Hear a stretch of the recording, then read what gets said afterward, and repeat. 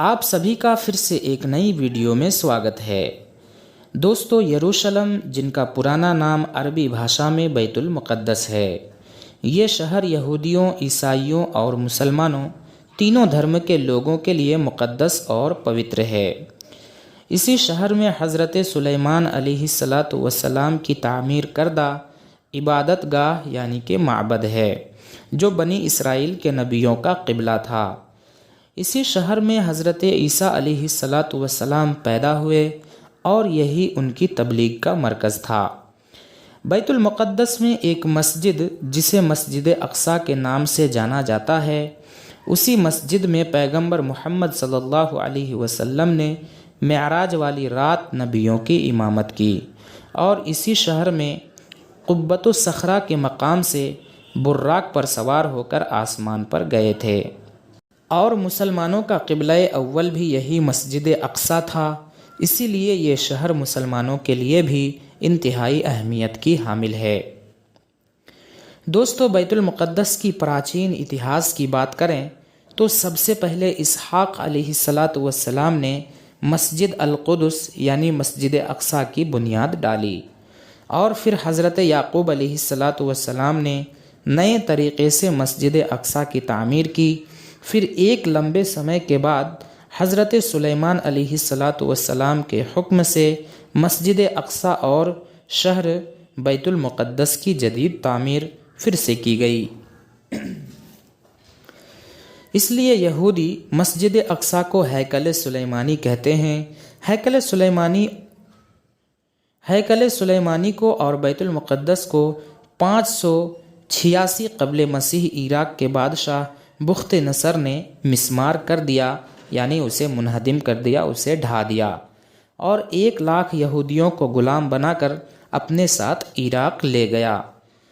بخت نصر کے بعد 539 قبل مسیح فارس کے بادشاہ سائرس اعظم نے عراق کے شہر بابل کو فتح کیا اور بنی اسرائیل کو فلسطین واپس جانے کی اجازت دے دی۔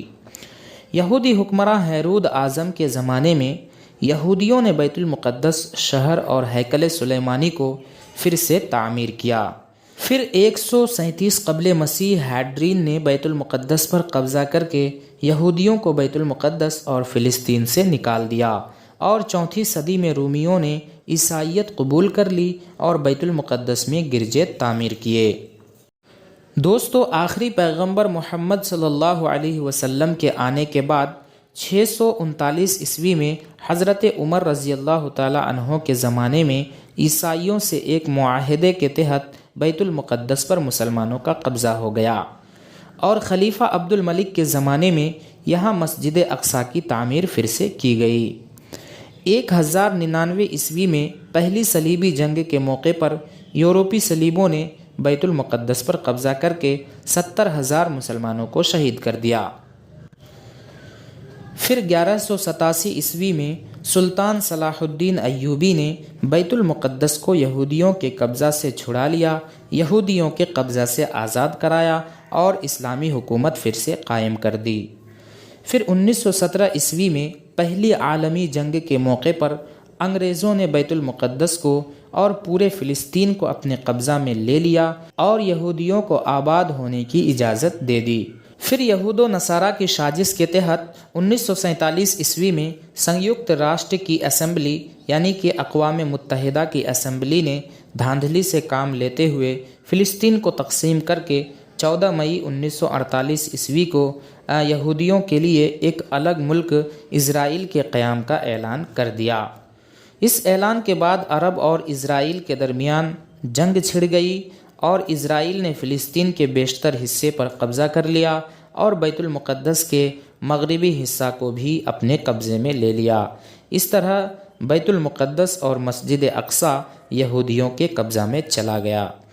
دوستو، اگر یہ جانکاری آپ کو اچھی لگی ہو تو اس ویڈیو کو ضرور لائک کریں، شیئر کریں، اور چینل پر پہلی بار آئے ہیں تو چینل کو ضرور سبسکرائب کریں اور بیل کے آل نوٹیفیکیشن کو بھی آن کر لیں تاکہ ہماری ہر اپڈیٹس آپ تک سب سے پہلے پہنچے۔